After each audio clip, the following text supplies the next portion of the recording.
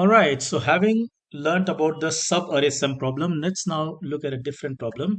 Um, Here we have a list of positive numbers. Let's say this list here.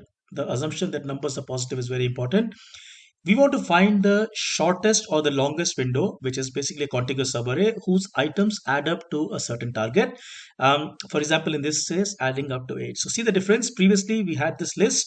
We said, okay, let's look at all windows, all contiguous subarrays of size 3, 4, whatever, size k. Find the one that gave me the maximum sum. Now here we are turning it around. We are saying, okay, look, giving you a target, tell me the shortest or perhaps the longest window which adds up to this given target. So let's look at this particular example. We have 4 plus 1 plus 3, that adds up to 8. That's 3 items. We have 2 plus 1 plus 4 plus 1, that adds up to 8. We have 1 plus 3 plus 2 plus 1 plus 1. So that also adds up to 8, but that's 5 items.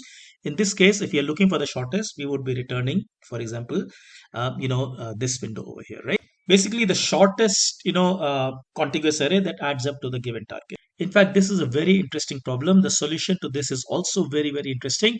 As we'll see later, we'll also see some variations of this as well as some examples to make this whole thing come alive.